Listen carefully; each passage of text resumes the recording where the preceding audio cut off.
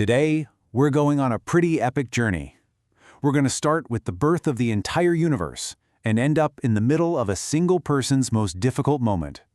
We'll be diving into some ancient Hindu texts to see how they connect this huge cosmic story of creation to our own, very personal search for meaning and purpose.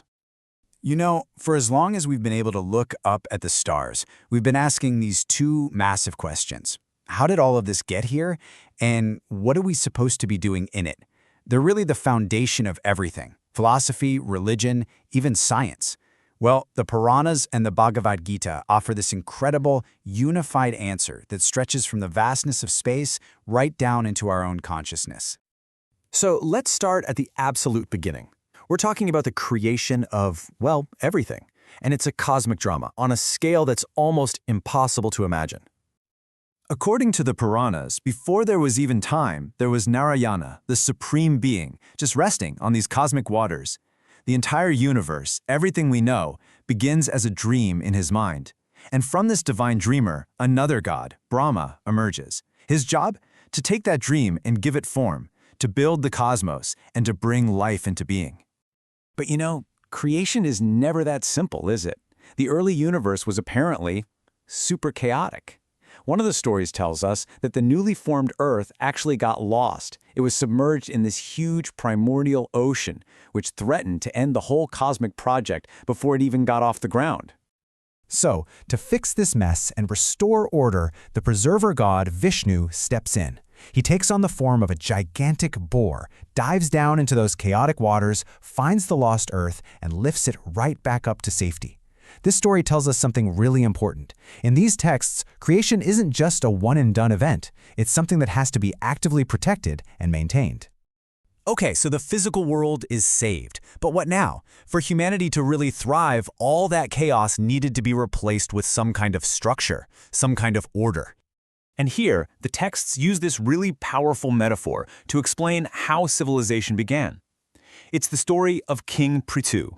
At the time, the earth was totally barren, not providing anything.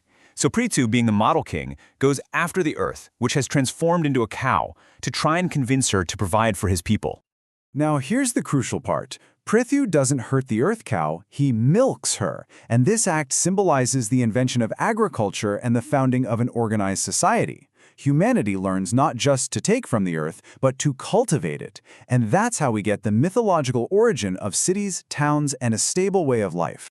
To keep this new order running smoothly, the text describes society being organized into 4 broad categories, or Varnas. The whole idea was to create social harmony. Different people have different qualities and skills, so this system assigned duties and responsibilities based on those functions. The point was that everyone had a role to play in keeping the whole thing going. All right, so we've got this grand cosmic order, and we've got this structured society. But let's zoom all the way in now, from the massive scale to the intense internal conflict of just one person.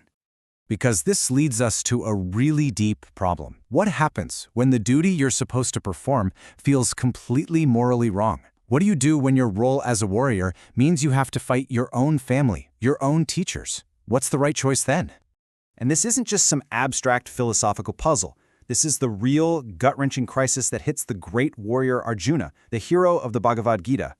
He's on the battlefield, about to lead his army into a huge war, and he looks across and sees his own cousins, his granduncles, his teachers on the other side, and he just breaks down. He can't do it. His despair is absolute. He turns to his charioteer, who, plot twist, is the god Krishna in disguise, and just begs for help.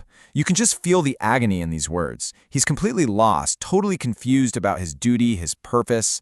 It's a cry for help that honestly still resonates today. And Krishna's answer to Arjuna? Well, that answer is the heart and soul of the Bhagavad Gita. It's a philosophy that's come to be known as karma yoga, which you can think of as the path of right action. So the very first thing Krishna tells him is that just dropping his weapons and walking away is not the solution. You can't achieve freedom, you can't find peace, just by refusing to act. Doing nothing doesn't actually solve anything.